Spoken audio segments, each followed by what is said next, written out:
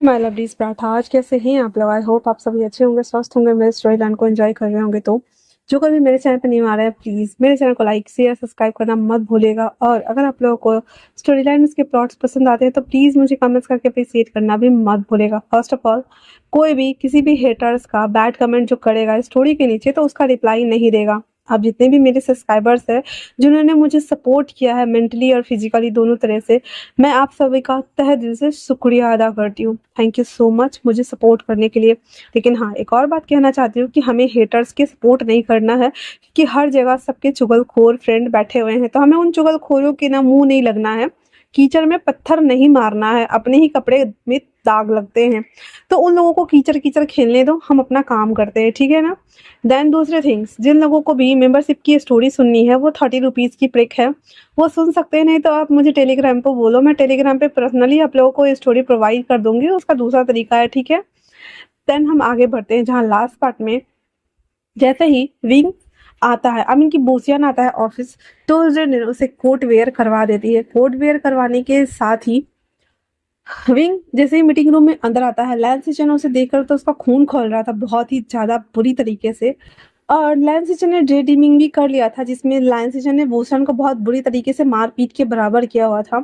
फिर वो उन दोनों में थोड़ा सा नोक झोंक बोल सकते हैं, शीत युद्ध टाइप का वो होता है। और उसके बाद फिर वहाँ पे वो मीटिंग शुरू हो जाती है, जहाँ पे वो सारे इकोनॉमिक्स की फाइल और जितनी कुछ भी थी वो सभी चीज़ों को करेक्ट करके देन इन्वेस्ट करने वाला पेपर पे साइन करना था। तो लैंस चैन भी एग्री कर देते, क्योंकि अब पर्सनली दुश्मनी की वजह से ना प्रोफेशनल काम में ना टांगे नहीं अड़ानी होती है। वो सब कुछ करने के बाद उसका इंचार्ज अपने भाई को बना देता है। एंड देन वहाँ से वो विंग से हैंड शेक करते हुए, आई मीन बूसियन से वो हैंड शेक करते हुए शॉमिनी के लिए निकल जाता है।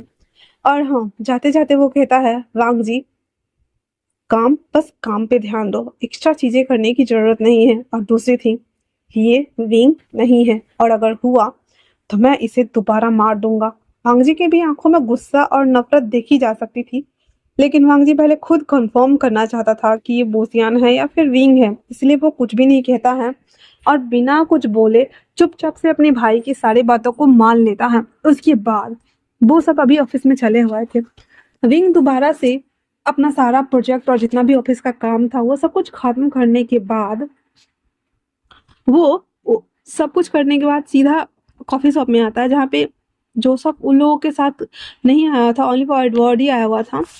तो वापस से वो कपड़ा बदल करके और वहाँ आता है और कहता है, हे क्या हुआ? कहता, सर आज ना कुछ ज्यादा ही कस्टमर्स आ रहे हैं, क्योंकि आप नहीं थे ना, उसके बावजूद भी बहुत सारे लोग आ रहे थे, पता नहीं कौन थे, और सबको मेरे हाथ की कॉफी नहीं, सबको आपके हाथ की कॉफी चाहिए थी। विंग कहता, ठीक है। उसके बाद वो वापस से अपने अपने काम पर लग गए हुए थे। विंग कॉफी बनाना स्टार्ट करता है, स्प्रेड तो सारा चीज वो बना ले चुकने के बाद जैसे ही हाथ धो करके और सभी कैवा को कैवा से वो कॉफी बनाता था, अलग अलग टाइप्स के कॉफी। तो कैवा का बीज को लाने के लिए वो बैक स्टोर की तरफ गया, तभी एक हाथ उसके हाथ के ऊपर पड़ता है। देन वो शख्स उसे खींच कर ले जाता है बैकयार्ड की तरफ। ले जाने के बाद सीधे उसे दीवार से पिन करते हुए कहता है, मेरी आंखों में देखो। विंग भूतियान उसकी आंखों में देखते हुए कहता है, व्हाट हैपेंड? हाँ, फिर से तुम आ गए पीटने के लिए? क्या तुम्हारा मन नहीं भर रहा है या फिर कुछ और करना है तुम्हें? वो शख्स उसकी आंखों में देखते हुए कहता है, मैंने कहा ना मेरी आंखों में देखो। रिंग कहता है, कौन हो तुम? क्यों बार बार मुझे परेशान कर रहे हो? वहां मैंने एक बार कहा ना, तुम्हें समझ में नहीं आ रहा है? छोड़ो मुझे। और इतना बोलने के साथ ही वो कोई नहीं, वांगजी था। उस वांगजी के हैंड को ना मोड़ देता है और कहता है, यहाँ से निकलो वरना मुझसे बुरा कोई नहीं होगा। वांगजी के हाथ मुड़े हुए थे और वांगजी को आश्चर्य हो रहा था कि विंग किस तरह से वो जस्ट ताइक्वांडो के जैसे मूव्स कर करके और हाथ को मोड़ा हुआ था। उसे बहुत ज्यादा आश्चर्य हो रहा था कि ऐसे कैसे विंग कर सकता है भला, मतलब हाउ इज पॉसिबल। और वो बहुत ज्यादा सन्न था, इसी वजह से वो कहता है, विंग मैंने कहा मेरा हाथ छोड़ो। बोसियान एक मॉकिंग के साथ में कहता है, who is wing? I am not a wing, I am a Bosnian. By Bosnian, you know ना, बाय बोसियान। और इतना बोलने के साथ ही वो वांगजी के हैंड को छोड़कर अंदर चला जाता है। वांगजी अपने हैंड को झटकारते हुए कहता है, ये ओनली फॉर दिखने में नहीं बल्कि बहुत ज्यादा पावरफुल भी है। मुझे समझ नहीं आता है। इतना बोलने के साथ ही और वो बहुत, मतलब इसे टेंशन के साथ में देख रहा होता है। उसके बाद वो अपने घर आ जाता है। घर आने के बाद भी वांग जी के दिमाग में अभी भी विंग ही चल रहा था। वो काम तो कर रहा था लेकिन वो फोकस्ड नहीं कर पा रहा था। हर जगह उसे विंग विंग विंग विंग के अलावा उसे कोई भी परछाई या शख्स कुछ भी नहीं दिख रहा था। इतने दिनों के हालुसिनेशन, एक छलावा, एक बोल सकते हैं साया के अलावा कुछ भी उसे समझ नहीं आ रहा था। इसीलिए वो चुपचाप से वापस से सोने का ट्राई करता है, लेकिन उसे नींद भी नहीं आ रहे थे। वापस से उठ के बैठ जाता है और बुद्धाज मंत्र चैंट करना स्टार्ट करता है। जब वो बुद्धाज मंत्र चैंट कर रहा था तब वो उसे वापस से विंग ही दिखाई दे रहा था। मतलब कि वो मेंटली इतना ज्यादा डिस्टर्ब हो चुका था कि उसे समझ नहीं आ रहा था कि आखिर क्या करे क्या ना करे। इसीलिए वो चुपचाप से नहाने के लिए सावा लेने चला जाता है। जब वो सावा लेके बाहर आता है वापस से वो बुद्ध मंत्र चैंट करते हुए सोने का ट्राई करता है। 1 घंटा का मशक्कत करने के बाद आफ्टर ऑल वांगजी सो ही चुका था। अगले दिन सुबह वो वापस से टेम्पल जाना चाहता था। इसीलिए वो क्रिस को कहता है कि क्रिस, मुझे टेम्पल जाना है, सो चलो यहाँ से। और इतना बोल करके और वो लोग वहां से चले जाते हैं। और वो टेम्पल नहीं था, एक मतलब वो चाइनीज कल्चर का टेम्पल नहीं था, बट हाँ एक गौतम बुद्ध भगवान का टेम्पल था वहां पे। तो वांग जी और क्रिस वो दोनों उस टेम्पल के अंदर इन करते हैं। एंड देन जैसे ही अगरबत्ती जला करके उस बीच में एक बहुत बड़ा कलश रहता है उसमें डालने वाले होते हैं, सामने का व्यूज को देखकर सन और वो क्रिस और वांग जी एक दूसरे को देख रहे थे और सामने देख रहे थे। और वांग जी कहता है, क्रिस, क्या मैं जो देख रहा हूँ ये वही है जो तुम देख रहे हो? क्रिस कहता है, हाउ इज पॉसिबल सर। और फिर वो दोनों उस तरफ जाते हैं जहाँ पे वो उस शख्स को देखता है। एक शख्स जिसने सभी चीजों को एक ग्रे कलर में वेयर किया हुआ है। उसके हाथ में एक स्फटिक की माला थी और वो कुछ मंत्रों को चैंट कर रहा होता है। वो शख्स टकला था और वो ये कर रहा होता है। तो कहता वी, वो शख्स आंखें खोलते हुए कहता है, कौन विंग? मैं विंग नहीं हूँ, मेरा नाम विंग है और मैं अभी बुद्ध मंत्र चैंट कर रहा हूँ, इसलिए मेरे सामने से जाओ। भंग जी फटक से नीचे बैठ जाता और कहता है, विंग, क्या तुम हो? और इतना बोलकर उसे गले लगाने वाला होता है। तो इंग कहता है, बस देखो, मैंने कहा ना कि आप मुझे इस तरह से स्पर्श नहीं कर सकते हैं। आपको ये किसने अधिकार दिया है कि आप हमें इस तरह से टच कर सके? आपको पता है नहीं कि एक बुद्ध साइलेंट भिक्षु के साथ में आप इस तरह से नहीं कर सकते हैं। हमें सेलिबेसी को फॉलो करना होता है। अब वांगजी को याद आता है कि हाँ, जब वो मंदिर में रहता था तो वो भी सेलिबेसी को फॉलो करता था और सेलिबेसी को फॉलो करना बहुत ज्यादा जरूरी होता है ब्रह्मचर्य व्रत को पालन करने के लिए। वो हट जाता और कहता है, क्या तुम सच में विंग ही हो ना? विंग मुंह बनाते हुए कहता है, मैंने कहा कि मेरा नाम विंग नहीं इंग है। इंग है, इंग है, आप चाहिए यहाँ से। इतना बोलकर वो वापस से बैठ जाता है और उस स्फटिक को माला को वापस से पिरोते हुए एक एक माला को लेता है एंड देन उसे वो चैंट करना स्टार्ट कर देता है। चैंट करते जा रहा था, करते जा रहा था, करते जा रहा था, करते जा रहा था। वांगजी और क्रिस अभी भी कितनी देर से उसको वो देख रहे होते हैं। लगभग जब उसका एक पूरा सूत्र रेडी हो जाता है तो जब वो उठता है तो वांगजी कहता है, क्या तुम यहाँ रहते हो? विंग कहता है, हम यहाँ रहें या फिर कहीं और रहें, आपको क्या करना है? और इतना बोलकर और जिधर भिक्षुओं का वो घर वगैरह था वो उस तरफ से जाने लगता है। तो मेन एंट्रेंस पे जो कुछ लोग थे वो उसे रोक देते हैं, कहते हैं, सर आप नहीं जा सकते हैं। वांगजी ओनली पर इंग को जाते हुए देख रहा था। उसके बाद आकर के हताश मन से अपनी कार में बैठ जाता है और किससे कहता है, ही क्या हो रहा है? क्या वो मेरी तरह ही कहीं कोई गेम या प्ले तो नहीं ट्रिक कर रहा है ना?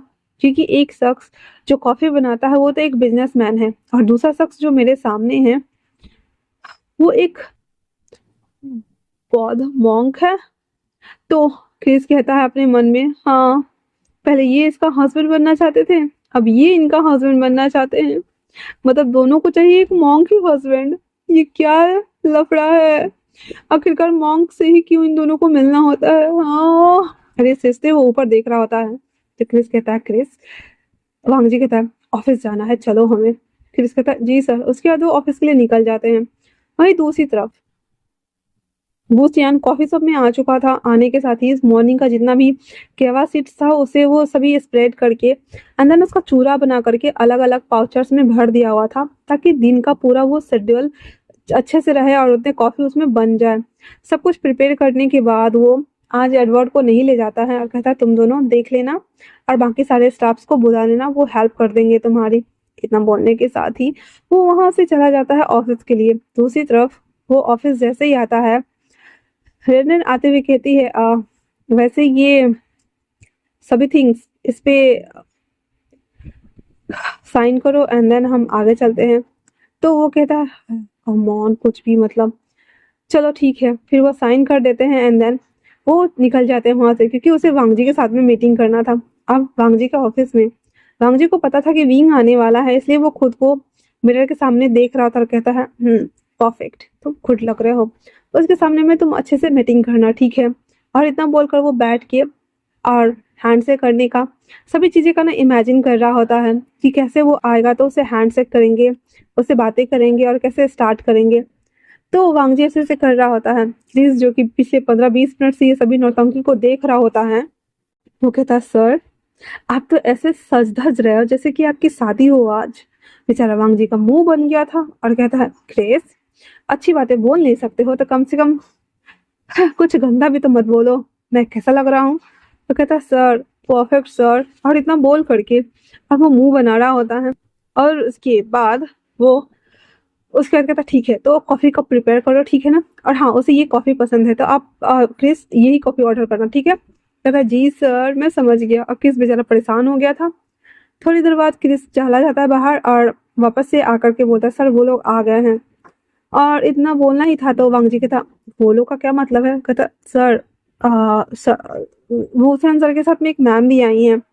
इतना बोल करके और वो वहां से झुक के चला जाता है। अब आजा भांग जी के तो छन से जो छूटे कोई सपना, छग सोना सोना लागे, ऐसे वाला हो रहा था। हाँ, और उसके बाद वो आराम से बैठा हुआ था अपने हाथों को इंटरवाइन किए हुए। तभी अंदर इन करता है विंग और रेनिन, बोथियन और रेनिन, और वो दोनों एंटर करते ही वहां वहां से वो दोनों हैंड से करते हैं। वांगजी तो कन्हुआई हुई आंख से रेनिन को देख रहा था।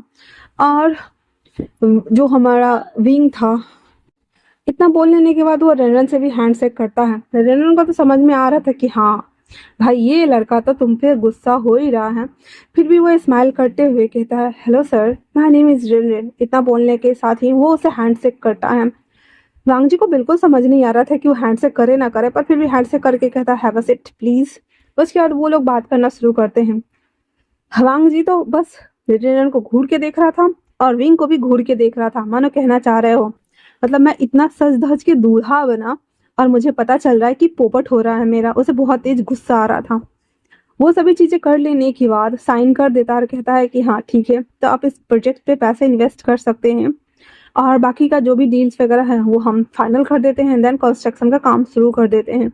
वो सभी थिंग्स करने के बाद विंग ने कॉफी पी लिया हुआ था और दूसरा कॉफी था वो आधा छोड़ देता है उसको और वो जाने लगता है। तो वांगजी जब रेनिन और विंग जा रहे होते तो वांगजी धीरे से बैठे बैठे ही कहता है विंग। जो वो जा रहा था तो विंग के मुंह से अचानक से निकल जाता है हाँ। वांगजी के चेहरे पे एक डेविल स्माइल थी और विंग के चेहरे पे हवाइयां उड़ रही थी। रेनिन के हाथ कसे हुए थे और वो उसके फेशियल एक्सप्रेशन पूरा बदला हुआ था। फिर वो कुछ भी नहीं बोलता है, देन वहां से चुपचाप चला जाता है। वांगजी बस उन दोनों को जाते हुए देख रहा था। शाम के टाइम पे वांगजी जल्दी से अपना सारा काम खत्म कर लेता है और वो सालोन उस बौद्ध टेम्पल के लिए निकल जाता है जहाँ पे उसने विंग को देखा था। वो वहां आता है तो उसे पता चलता है कि वो अभी यहाँ नहीं आए हैं, इसलिए वो उसका वेट करता है थोड़ी देर के लिए। जैसे ही लगभग आधा घंटा बीतने को हुआ था वहां पे इंग आ जाता है और कहता है तुम फिर आ गए। मैंने सुबह में मना किया था ना कि मुझे स्पर्श मत करना, मैं सेलिवोसे को फॉलो करता हूँ। वांग जी इंग को खींच कर ले जाता है और कहता है मेरे सामने नाटक करना बंद करो, समझे ना, मुझे पता है तुम ही बोसियान हो और तुम ही इंग हो। और इतना बोलकर जैसे उसके बाल को ऐसे टच करने वाला था, टकला था ना विंग, तो उस टकले विंग को टच करने वाला होता है, वैसे ही जो हमारा इंग था वो अपने मूव्स के साथ में ही तुरंत वांगजी को ऐसे झटका देकर के साइड कर देता है। वांगजी के चेहरे पे एक बार फिर से डेविल स्माइल थी और वो कहता ग्रेट तो फिर यही सही। और इतना बोलने के साथ ही अब विंग और वांग जी दोनों के बीच फाइटिंग हो रही थी। मतलब वांग जी भी उसके साथ ताइक्वांडो कर रहा था एंड देन विंग भी उसके साथ ताइक्वांडो कर रहा था, लेकिन हार मानने का नाम कोई नहीं ले रहे थे। और बेचारा हमारा क्रिस अपने मुंह में सभी उंगलियों को दांत गराए हुए कहता, उफ कौन जीतेगा, अरे यार ये क्या हो रहा है, उप्स, अगर कोई भी हारता है तो मेरी ही हार होगी, मैं तो दोनों को एक साथ देखना चाहता था, अरे यार ये क्या हो रहा है, क्यों हो रहा है, समझ नहीं आ रहा है, ऐसे वो बोल रहा होता है। तो आज के लिए इतना ही। अब हम देखते हैं कि वांग जी इंग या विंग या बोथ यार इसका सच बाहर लाता है या नहीं लाता। और अभी जो ताइक्वांडो ताइक्वांडो हो रहा था, अब इसको हम कल देखेंगे डिटेल में कि वो लोग कैसे कैसे ताइक्वांडो खेल रहे थे। तब तक लिए थैंक्स फॉर वॉचिंग।